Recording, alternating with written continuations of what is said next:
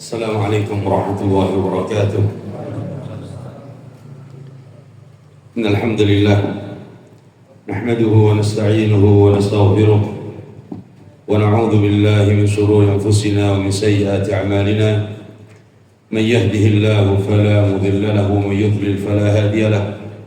أشهد أن لا إله إلا الله وحده لا شريك له وأشهد أن محمدا عبده ورسوله صلى الله عليه وعلى آله وصحبه وسلم. أيها الإخوة والأخوات yang dimuliakan Allah, alhamdulillah kita bersyukur kepada Allah atas segala nikmat dan karunia-Nya. Dan sore ini kita diberikan nikmat hujan. Mudah-mudahan turunnya hujan ini membawa manfaat dan menjadi berkah bagi kita semuanya. Dan mudah-mudahan kehadiran kita di majelis ini dicatat sebagai ibadah oleh Allah dan kita semuanya diberikan ilmu yang bermanfaat. Malam ini kita akan membaca dari kitab karya Syekh Profesor Dr. Muhammad ibn Umar Bazmul hafizahullah wa ra'ah.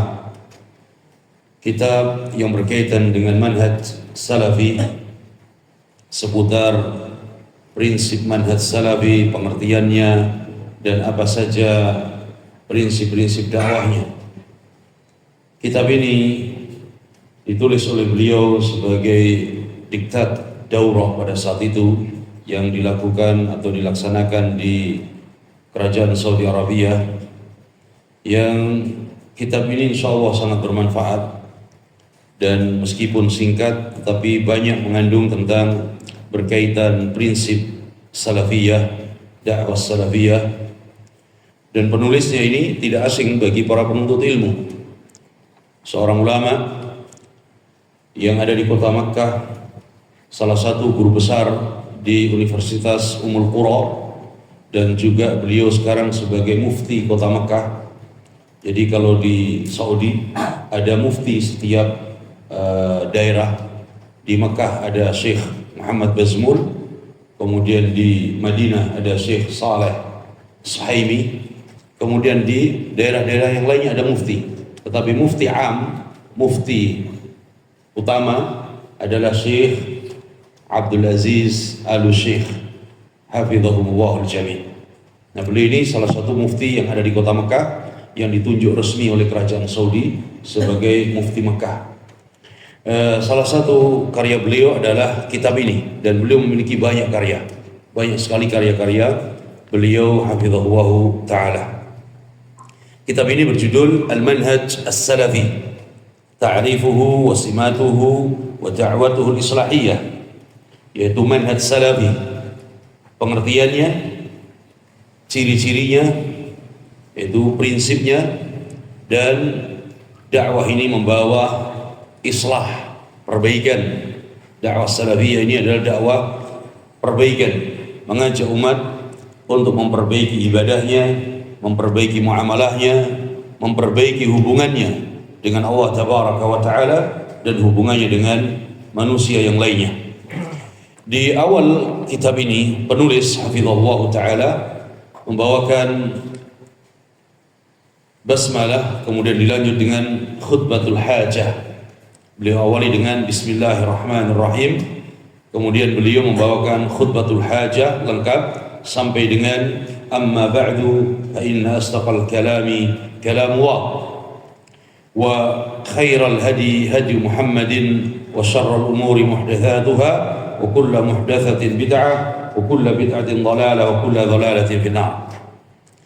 Ini khutbah hajah yang biasa dibawakan oleh Nabi SAW dalam khutbah-khutbahnya, dan ini juga yang dianjurkan untuk dibawa pada saat kita berkhutbah atau pada saat kita menulis kitab. Bahkan Syekh Al-Albani rahimahullah ta'ala beliau tulis risalah khusus tentang khutbatul hajah, yaitu khutbah yang dibawakan oleh Nabi SAW ini sebagai muqaddimah dalam khutbah dan ceramah. Kemudian penulis hafizahullah Syekh mengatakan amma ba'du fahadha kitabun 'anil manhajis salafi ta'rifuhu wa simatuhu wa da'watuhu al-islahiyah. Kata beliau, kitab ini yang berjudul Manhaj Salafi, pengertiannya, sifat-sifat dan cirinya, dakwahnya, dakwah islahiyah, dakwah perbaikan. Kata beliau, ad'uhu baina aidi ikhwanil musyarikin fi ad-dawratil ilmiyah. Aku tulis kitab ini untuk saudara-saudaraku, para peserta daurah, yaitu daurah ilmiah lil usbu' ats-tsani lil barnamij at-taw'awi fi Zulfi, yaitu daurah yang dilaksanakan di kota Zulfi, daurah pada tahun 1429 Hijriah, yaitu berapa tahun yang lalu? Sekarang 1446, ini 1429. Jadi berapa? Berapa? Berapa tahun yang lalu? 27 tahun lalu? Belum sampai ya? Berapa? 17 tahun? Sahih? Taib. Kurang lebih demikian. Kurang lebih 20 tahun yang lalu. 17 tahun sekitar itu. Kata beliau, waqad ajartuhu ala thalath maqasid wa khatimah. Dan pada risalah ini aku tuangkan tiga pembahasan inti dan penutupnya. Al-maqsidul awal, pembahasan pertama, ta'riful manhajis salafi, pengertian manhaj salafi, wa usulihi wa hukm ittiba'ihi wa fadlihi, prinsip-prinsipnya dan hukum mengikuti manhaj salafi dan keutamaannya. Al-maqsidul tsani, poin yang kedua, pembahasan yang kedua, simatul manhajis salafi, ciri dan sifat-sifat manhaj salafi. Al-maqsidul tsalits, pembahasan yang ketiga, ad-da'watul islahiyah fil manhajis salafi, dakwah perbaikan, dakwah islahiyah yang dibawa oleh manhaj salafi. Apa itu dakwah islahiyah? Apa itu dakwah islahiyah yang dibawa oleh manhaj salafi? Kemudian al-khatimah, selanjutnya yang terakhir adalah penutup. Fi kalimatin li ba'dil a'immah fi luzumis sunnah wa ta'allumid din. Di akhir pembahasan pada penutup, penulis membawakan kalimat dan ucapan sebagian ulama tentang pentingnya untuk berpegang teguh dengan sunnah dan mempelajari agama. Di akhir pembahasan, beliau akan membawakan ucapan dan kalimat sebagian a'immah, sebagian ulama dalam perkara kewajiban berpegang teguh dengan sunnah dan mempelajari agama. Sa'ilan Allah lil jami' taufiq was-sadad wal rasyad, dengan berharap dan memohon kepada Allah untuk kita semuanya, mudah-mudahan Allah memberikan taufik, berikan bimbingan dan petunjuk untuk kita semuanya. Kemudian penulis hafizahullah ta'ala mengatakan, al-maqsidul awal, pembahasan yang pertama yang akan kita bahas adalah ta'riful manhajis salafi, yaitu pengertian manhaj salafi wa usuli, dan prinsip-prinsipnya, wa hukmi ittiba'i wa fadlih, dan hukum mengikuti manhaj salafi dan keutamaannya. Al-manhaju, beliau hafizahullah ta'ala membawakan pengertian tentang al-manhaj. Al-manhaju huwa as-sabil wa at-tariqul wadih. Al-manhaj di dalam bahasa Arab adalah as-sabil wa at-tariq, yaitu jalan, al-wadih, yang terang. As-sabil wa at-tariq al-wadih, jalan yang terang, jalan yang gamblang. Wal muradu huna, Dan yang dimaksud di sini at-tariqatu wal khattah al-marsumatul wadihah allati yajri 'alayha lil wusul ila ma'rifatin ma. Kata beliau, yang dimaksud manhaj di sini adalah at-tariqatu wal khattatul marsumatul wadihah, yaitu jalan dan khattatul marsumah, garis-garis yang telah digambarkan, al-wadhihah yang jelas, itu jalan dan garis-garis yang telah digambarkan dengan jelas, allati yajri 'alaiha, di mana seorang itu akan berjalan di atas garis tersebut, di mana seorang itu akan berjalan di atas jalan tersebut, lil wusuli ila ma'rifatin ma, supaya dia sampai pada tujuan yang dia inginkan, supaya dia sampai kepada sesuatu yang dia harapkan. Jadi ini yang disebut dengan manhaj, adalah jalan, adalah metode yang telah disiapkan, yang telah digambarkan dengan jelas oleh siapa? Oleh Nabi SAW. Sehingga dengan gambar tersebut, dengan jalan tersebut, seorang berjalan di atasnya untuk sampai kepada sesuatu tujuan. Ya, contoh sekarang kita sekolah, kita berada di sebuah lembaga, di sana ada tujuan, di sana ada manhaj, di sana ada manhaj. Apa itu manhaj? Di sana ada jalan, metode yang telah disiapkan oleh lembaga tersebut. Sehingga apa? Sehingga guru ketika dia mengajar, dia mengikuti manhaj, tidak menyimpang. Sehingga murid dalam belajar, dia sesuai dengan target yang diinginkan. Dan ini kalau sama-sama diikuti oleh guru dan muridnya, maka akan sampai pada tujuan yang diharapkan. Itu disebut apa? Manhaj, metode. Sama dengan metode dalam mengajar, metode dalam belajar yang sudah disiapkan. Nah, inilah disebut dengan manhaj. Was-salafi nisbatun ila salaf. Dan yang dimaksud dengan salafi itu adalah dinisbatkan kepada salaf. Wa kullu man taqaddamaka min abaika wa qarabatika hum salafuk. Salafi itu dinisbatkan kepada salaf. Tayyib, siapa salaf itu? Dalam bahasa adalah kullu man taqaddamak, siapa saja yang telah mendahuluimu, siapa saja yang telah mendahului kita, min abaik, dari orang tuamu, wa qarabatik, dari kerabatmu, hum salafuk, maka itulah pendahulumu. Jadi siapa yang mendahului kita, ayah kita, kakek kita, kerabat kita, maka itu adalah pendahulu kita. Itu dari bahasa.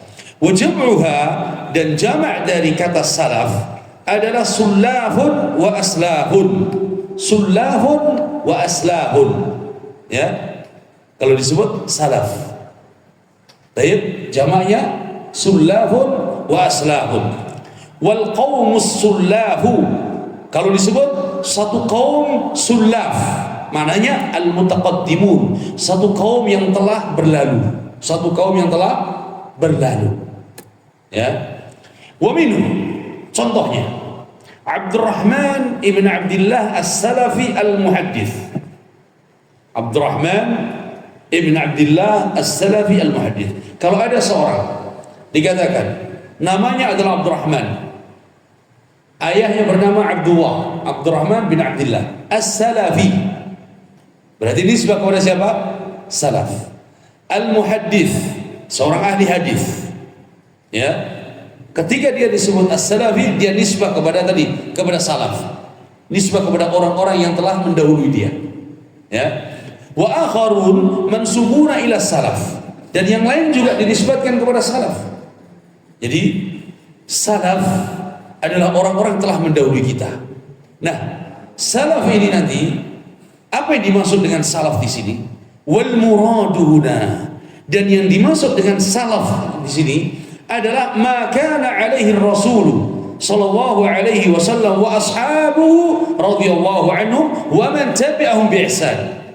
Yang dimaksud dengan salaf di sini adalah Rasul sallallahu alaihi wasallam dan para sahabatnya serta orang-orang yang mengikuti mereka dengan baik.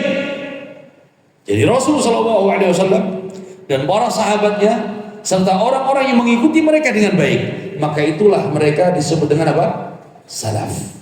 Kalau kita menisbatkan diri kepada mereka, maka kita disebut apa? Salafi. Karena kita menisbatkan kepada orang-orang yang telah mendahului kita dari kalangan ya Nabi dan para sahabat serta orang-orang yang terbaik. Ini dua kata tadi, manhaj dan salaf. Manhaj tadi adalah jalan yang terang ya, yang telah digariskan. Ketika seorang itu mengikuti jalan tersebut, dia akan sampai pada tujuan. Salaf ya, jamaknya sulaf, aslaf. Ketika kita nisbah kepada salaf, maka kita menjadi salafi. Dan yang dimaksud dengan salaf adalah Nabi, para sahabat, dan orang-orang yang mengikuti mereka dengan baik. Kemudian, apa yang dimaksud dengan al-manhajus salafi? Nah, sekarang digabung kalau gitu. Kalau tadi apa? Dipisah. Fal manhajus salafi, maka apa pengertian manhajus salafi? Ya, apa dimaksud dengan manhaj salaf itu apa? Huwa at-tariqul lati yahsulu biha tahqiqul mutaba'ati lima kana alaihi ar-rasul sallallahu alaihi wasallam wa ashabuhu. Yang dimaksud dengan manhajus salafi adalah jalan allati yahsulu biha, yang dengannya seorang ya yahsulu biha dapat melakukan dapat mengerjakan tahqiqul mutaba'ah, mewujudkan ittiba' lima kana alaihi Rasul sallallahu alaihi wasallam washabu, terhadap apa yang dibawa oleh Rasul dan para sahabatnya. Maka manhajus salafi adalah jalan yang dengannya seorang mampu mewujudkan ittiba' kepada apa yang dibawa oleh Nabi dan para sahabatnya. Itu yang disebut apa? Manhaj salafi. Ini pengertian pertama. Pengertian yang kedua, huwa as-sayru ala tariqati as-sahabah fi ittiba'ihim lirrasul sallallahu alaihi wasallam wal akhdh bil athar. Pengertian yang kedua, manhajus salafi adalah as-sayru, berjalan, meniti, ala tariqati as-sahabah, berjalan di atas jalannya para sahabat, fi ittiba'ihim lirrasuli, dalam mengikuti Rasulullah sallallahu alaihi wasallam, wal akhdhi bil athar, dan mengambil atau mengikuti jejaknya. Berjalan di atas jalannya para sahabat dalam mengikuti Rasul sallallahu alaihi wasallam dan meniti jejaknya. Jadi ketika seorang berjalan mengikuti para sahabat dalam rangka mengikuti Nabi sallallahu alaihi wasallam, berarti dia mengikuti manhaj siapa? Manhaj salafi. Ini manhaj salafi. Wan nisbatu ila salaf salafi, maka penisbatan kepada salaf adalah salafi.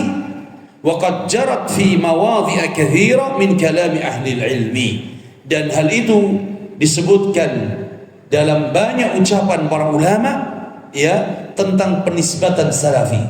Maka penisbatan kepada salaf, kemudian seorang menyebutkan salafi, itu bukan perkara bid'ah, bukan perkara yang terlarang.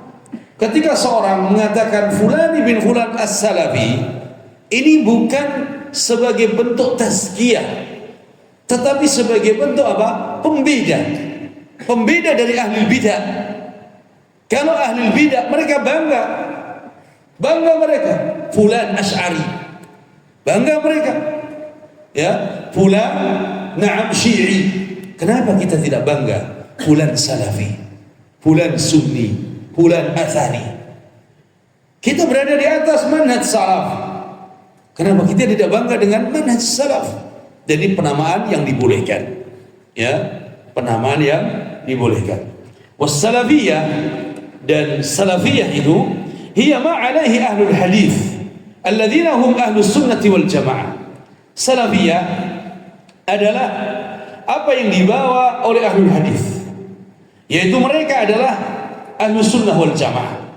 Salafiyah itu nama lain adalah ahlul hadis, dan mereka adalah ahlus sunnati wal jamaah.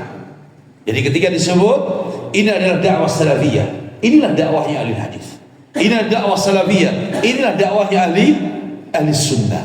Ya, fahadhihi asma'uhum, maka nama lain dari salafiyah, nama lain dari salafiyah adalah ahlul hadis, ahlus sunnati wal jamaah, as-salafiyun, atba'us salaf, atba'us salaf. Syekh hafizahullah belum membawakan 4 nama. Nama lain daripada salafiyah: ahlul hadis, ahlus sunnati wal jamaah, as-salafiyun, atba'is salaf. Sebagian ulama menambahkan at-taifah al-mansurah, al-firqatu an-najiyah, al-ghuraba. Berarti berapa semua? Berapa tadi? 7. Tambahannya at-taifah al-mansurah, al-firqah an-najiyah, al-ghuraba. Dan ini semua penamaan ya dinisbatkan kepada nas yang syar'i. Tidak ada dinisbatkan kepada tokoh tertentu. Tidak dinisbatkan kepada bid'ah tertentu. Ini penamaan yang syar'i. Ketika disebut ahlul hadis, karena mereka orang-orang yang berpegang teguh dengan hadis tadi. Mereka mengamalkan hadis, mereka mendakwakan hadis. Maka ini nama lain daripada salafiyah. Yang kedua, ahli sunnah wal jamaah, karena mereka orang-orang yang berpegang teguh dengan sunnah Nabi, dan mereka berjamaah bersatu di atas sunnah. Mereka disatukan di atas sunnah, bukan di atas bid'ah. Maka mereka disebut ahli sunnah wal jamaah. As-salafiyun, mereka juga memiliki nama salafiyun, nama lain daripada salafiyah, salafiyun, karena mereka orang-orang yang menisbatkan diri kepada siapa? Salafus saleh, menisbatkan diri kepada Nabi, para sahabat, dan para tabi'ut tabi'in. Kemudian mereka disebut atba'us salaf, sama dengan salafiyun, mereka pengikut generasi terbaik. Ya, mereka disebut at-taifah al-mansurah, karena mereka adalah golongan yang dimenangkan oleh Allah di atas ahli bidah, dimenangkan dengan hujjah, dimenangkan dengan ilmu. Mereka dimenangkan oleh Allah. Al-firqatun najiyah, golongan yang selamat. Mereka golongan yang mendapatkan jaminan selamat dari ancaman api neraka kalau mereka berpegang teguh dengan manhaj salaf. Ya, berbeda dengan 72 golongan yang diancam dengan neraka. Mereka disebut al-ghuraba karena mereka berpegang teguh dengan apa yang dibawa oleh Nabi SAW di saat manusia mulai rusak amaliyahnya, rusak akidahnya. Mereka ghuraba karena mereka memperbaiki di saat manusia merusak. Nah, ini nama lain daripada salafiyah. Qala Allah tabaraka wa ta'ala, Allah tabaraka wa ta'ala firmankan, ومن يشاكك الرسول من بعد ما تبين له الهدى ويتبع غير سبيل المؤمنين نوله ما تولى ونصله جهنم وساءت مسيرا. Allah firmankan, dan dalam ayat ini ada ancaman. ومن يشاكك الرسول, barang siapa yang menentang Rasul, min ba'di ma tabayyana lahul huda, setelah jelas datang penjelasan dan kebenaran serta petunjuk kepadanya, setelah datang dakwah kepadanya, setelah turun firman Allah sampai kepadanya Al-Quran dan Sunnah, wa yattabi ghaira sabilil mu'minin, dan mengikuti jalan selain jalannya orang-orang yang beriman. Pertama, menentang Rasul. Yang kedua, mengikuti jalan bukan jalannya orang-orang yang beriman. Nuwallihi ma tawalla. Kata Allah, kami akan biarkan dia leluasa dalam kesesatan. Allah akan biarkan dia leluasa dalam kesesatan. Wa nuslihi jahannam. Kemudian kami akan masukkan dia ke dalam jahannam. Wa sa'at masira. Dan jahannam itulah tempat kembali yang sangat buruk. Jadi jangan senang, jangan bangga ketika berada dalam bid'ah dan kesesatan, menentang sunnah Nabi SAW dan ajarannya, kemudian merasa aman, tidak diazab oleh Allah saat itu. Ingat, Allah katakan, nuwallihi ma tawalla. Kami akan biarkan dia leluasa dalam kesesatan. Tapi ingat terakhirnya, wa nuslihi jahannam. Terakhir Allah akan jebloskan dia dalam jahannam. Ini ancaman bagi mereka yang menentang Rasul dan dakwahnya, menentang Rasul dan pengikutnya, dan mereka tidak mengikuti jalannya orang-orang yang beriman. Kata Syekh, wasabilul mu'minin, dan jalan orang-orang yang beriman dalam ayat ini, awwalu ma yasduku ala ma kana alaihi sahabah ridwanullahi alaihim. Jalan orang-orang yang beriman yang dimaksud dalam ayat ini adalah jalannya para sahabat. Jalannya para sahabat, ya, jalan yang dibawa oleh para sahabat Nabi SAW. Fal khuruju an tariqihim ittiba'u li ghairi sabilil mu'minin. Maka keluar dari jalan mereka, keluar dari jalannya para sahabat, maknanya keluar mengikuti jalannya selain jalan orang-orang beriman. Berarti dalam ayat tersebut, jalannya orang beriman adalah jalannya siapa? Jalannya para sahabat Nabi sallallahu alaihi wasallam.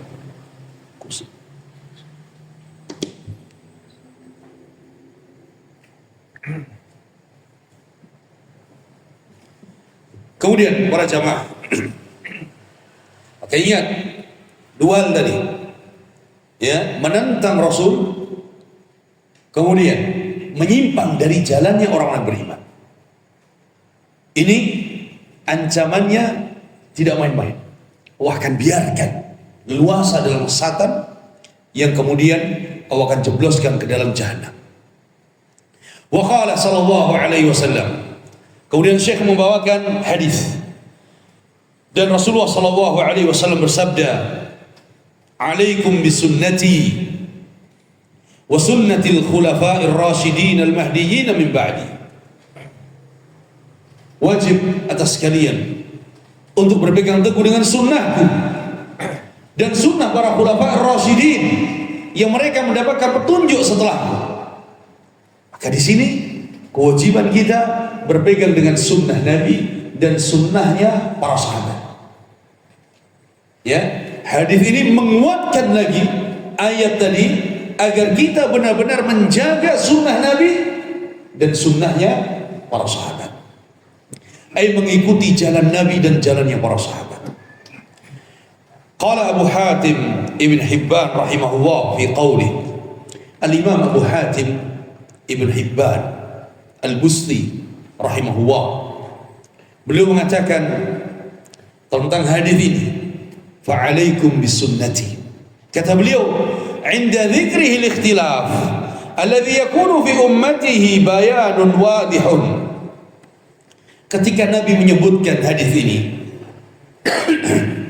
Nabi menyebutkan di awalnya adalah perselisihan yang terjadi di tengah umat ini. Bayanun wadihun.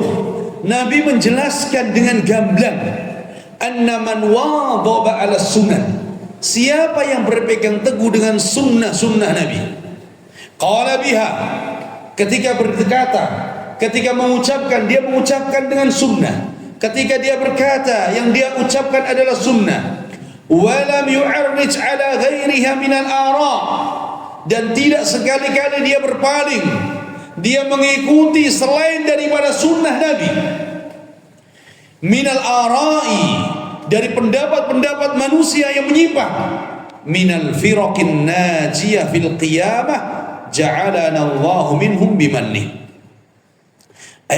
Siapa yang berpegang teguh dengan sunnah Nabi dan sekali-kali tidak menyimpang dari sunnahnya dengan mengambil pendapat manusia, ya, kemudian mengikuti firqah yang selamat, ini firqah yang selamat, ahli sunnah, mengikuti salaf, maka dia akan mendapatkan keselamatan. Ja'alana Allahu minhum bimanni. Mudah-mudahan Allah menjadikan kita termasuk mereka dari firqah najiyah atas karunia Allah. Mudah-mudahan Allah menjadikan kita dari golongan mereka. Maka ketika Nabi menyebutkan tentang perbedaan yang terjadi di tengah umat ini, Nabi menyebutkan dengan jelas. Nabi menyebutkan jalan keluarnya. Apa jalan keluarnya? Fa'alaikum bisunnati. Maka siapa yang berpegang teguh dengan sunnah Nabi, ya, dia mengucapkan sunnah Nabi, dia mengamalkan sunnah Nabi, dia tidak berpaling dari sunnah Nabi, maka dia akan termasuk dari firqah najiyah pada hari kiamat. Dan kita memohon kepada Allah, mudah-mudahan kita termasuk dari golongan mereka.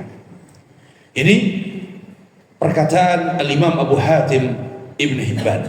Thumma bawwaba, kemudian Al-Imam Abu Hatim Ibn Hibban memberikan bab dalam kitabnya Sahih Ibn Hibban. Kitab Sahih Ibn Hibban lebih dari 10 jilid yang merangkum atau yang mengumpulkan hadis-hadis Nabi sallallahu alaihi wasallam. Al-Imam Ibn Hibban beliau termasuk ulama ahli hadis. Beliau ulama ahli hadis dan karya beliau adalah kitab Sahih Ibn Hibban. Lebih dari 10 jilid, belasan jilid. Kitab ini kitab yang sangat masyhur, menjadi rujukan para ulama hadis dan para penuntut ilmu, ya. Dan beliau adalah murid daripada Imam Ibnu Khuzaimah. Ibnu Khuzaimah adalah seorang imam ahli hadis. Beliau tulis kitab Sahih Ibnu Khuzaimah 4 jilid. Dan Ibnu Hibban ini adalah guru dari Imam Abu Abdullah Muhammad ibn Abdullah Al-Hakim An-Naisaburi, Imam Hakim yang beliau punya kitab Al-Mustadrak ala Sahihain, ya, belasan jilid kitab hadis. Jadi beliau ini seorang ulama hadis. Thumma bawwaba, Ibn Hibban menuliskan bab dalam kitabnya Sahih Ibn Hibban fi dzikril akhbar amma yajibu 'ala al-mar'i, tentang kabar yang wajib bagi setiap orang, min luzumi sunanil Mustafa, wajib bagi setiap orang untuk berpegang teguh dengan sunnahnya Nabi Al-Mustafa sallallahu alaihi wasallam, wa hifdhihi nafsi, dan menjaga dirinya. Wajib dia berpegang dengan sunnah Nabi dan menjaga dirinya an kulli man ya'baha, dan menjaga dirinya dari hal-hal yang dia tidak sukai. Menjaga diri dari hal-hal yang dia tidak sukai dalam urusan agamanya atau dalam urusan muamalahnya. Jadi dia harus menjaga dirinya, menjaga diri dari hal yang dia tidak sukai, perkara-perkara bid'ah, perkara-perkara maksiat dan lain sebagainya. Min ahlil bid'ah, termasuk menjaga diri dari ahli bid'ah. Wa in hassanu dzalika fi 'aini wa zayyanu, meskipun ahli bid'ah itu berusaha memperindah, memperbagus, ya, mempercantik bid'ah tersebut di hadapan kita, tetap kita tidak suka, tetap kita tidak menginginkannya. Maka wajib bagi kita untuk luzumi sunnah, senantiasa berpegang teguh dengan sunnah dan menjaga diri dari hal-hal yang kita tidak sukai, termasuk dari apa? Dari bid'ah-bid'ah dan ahli bid'ah. Al-Imam Abu Amr Al-Auza'i rahimahullah, imam Syam dari kalangan tabi'in. Al-Imam Al-Auza'i beliau mengatakan, alaika bi athari man salaf, hendaklah engkau berpegang teguh dengan peninggalan-peninggalan salaf. Peninggalan di sini apa? Ajaran mereka, manhaj mereka, petunjuk mereka, nasihat-nasihat mereka. Wa in rafadhakan nas, meskipun manusia menolakmu, ajaran yang dibawa oleh salaf peganglah, ikutilah, amalkan meskipun orang menolak. Wa in rafadukan nas wa iyyaka wa ara'ar rijal, dan jauhilah olehmu pendapat-pendapat manusia, jauhilah olehmu ucapan-ucapan manusia. Wa in zakhrafuhu laka bil qaul, meskipun pendapat mereka itu ya dihiasi dan dibumbu-bumbui dengan ucapan-ucapan yang manis. Mana yang harus kita pilih? Ucapan salaf, petunjuk yang dibawa oleh salaf, meskipun orang tidak suka. Contoh hari ini, kalau kita bawa ajaran salaf, pendapat salaf, orang akan menolak kita. Orang akan menolak kita. Ya, contoh dalam perkara maksiat, yang itu akan berujung pada bid'ah. Adanya musik dan nyanyian. Sikap seorang muslim, dia berpegang teguh dengan dalil. Dalilnya ada Al-Quran, dalilnya ada Sunnah, dalilnya ada pendapatnya para salafus saleh bahwa al-ghina yumbitun nifaq. Ghina itu akan menumbuhkan sifat nifaq. Nyanyian dan musik itu menimbulkan dan menumbuhkan sifat nifaq. Salaf mengatakan al-ghina sautu syaitan. Ghina itu adalah suara syaitan. Nyanyian itu adalah suara syaitan. Ini yang kita pegang sehingga kita menjauhi dari apa? Nyanyian dan musik. Orang sekarang dibawakan hal ini, pasti dia akan apa? Dia akan menolak kita. Dia akan mengatakan kita macam-macam dengan ucapan-ucapannya. Dan dia akan membawakan pendapat manusia hari ini. Pendapatnya dibumbui, dihiasi dengan hiasan-hiasan yang indah, sehingga orang akan tertarik dan akan mengatakan bahwa musik dan nyanyian itu adalah halal. Belum lagi nanti yang musik tersebut akan berubah menjadi bid'ah. Bagaimana itu? Zikir-zikirnya dia dibumbui dengan musik-musik, akhirnya menjadi bid'ah. Nah, ketika kita bawa ucapan salaf tentang hukum haramnya ya mendengarkan tadi dari ucapan Imam Syafi'i dan yang lainnya, maka mereka akan menolak. Tidak apa-apa. Wa in rafatukan nas, pegang athar salaf, ajaran salaf, peninggalan salafus saleh, meskipun orang menolak kita. Karena yang kita cari adalah apa? Keridhaan Allah. Yang kita cari adalah pahala dari Allah, bukan dari manusia. Ini wasiat dari Imam Al-Auza'i rahimahullah. Kemudian Syekh mengatakan, an Thauban qal, hadis dari Thauban radhiyallahu taala anhu, qala Rasulullah sallallahu alaihi wasallam, Rasulullah sallallahu alaihi wasallam bersabda, la tazalu ta'ifatun min ummati 'ala al-haq zahirin la yadhurruhum man yakhdhuluhum hatta ya'ti amrullah. Kata Nabi sallallahu alaihi wasallam, akan senantiasa ada ta'ifah, segolongan dari umatku ini, 'alal haq, mereka 'alal haq zahirin, tegak di atas kebenaran. Mereka dimenangkan oleh Allah di atas al-haq. La yadhurruhum man yakhdhuluhum, orang-orang yang mencemooh mereka, yang berusaha menghalangi mereka, memfitnah mereka, tidak akan membahayakan mereka sedikit pun. Hatta ya'ti amrullah, sampai datang perintah Allah tabaraka wa taala. Ini adalah kabar gembira bahwa Allah akan memenangkan, Allah akan meneguhkan siapa yang berada di atas al-haq. Ahlul bidah, ahlul fitan, ahlul syubhat tidak akan membahayakan kita. Tapi kuncinya apa? Kita istiqomah di atas al-haq.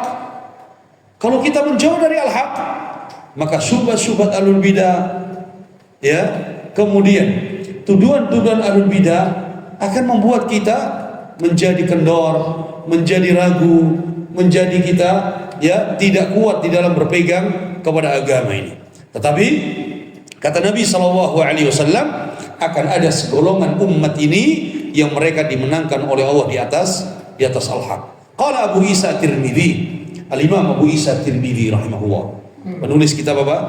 Sunan Tirmidzi, Abu Isa At-Tirmidzi. Beliau mengatakan, hadza haditsun hasanun sahih. Ini adalah hadis hasanun sahih. Hadis hasanun sahih. Sami'tu Muhammad bin Ismail. Aku pernah mendengar Muhammad bin Ismail. Yang dimaksud di sini adalah Bukhari. Karena Imam Bukhari namanya siapa? Muhammad bin Ismail. Nah, At-Tirmidzi ini muridnya. Tirmidzi itu kalau menyebut Bukhari Muhammad bin Ismail. Ya. Kata Imam At-Tirmidzi, qala sami'tu Muhammad bin Ismail yaqul, aku pernah mendengar Muhammad bin Ismail yakni Bukhari pernah berkata, sami'tu Ali bin Madini yaqul, kata Bukhari, aku pernah mendengar Al-Imam Ali bin Madini berkata. Ali bin Madini temannya Imam Ahmad, gurunya Imam Bukhari. Dan Imam Ahmad juga gurunya Imam Bukhari. Lihat, ulama. Ya. Qal wa dzakara hadzal hadits an Nabi sallallahu alaihi wasallam. Ali bin Madini menyebutkan hadis ini, la tazalu ta'ifatu min ummati zahirin 'ala al-haq. Faqala Ali bin Madini, Al-Imam Ali bin Madini mengatakan, hum ahlul hadis.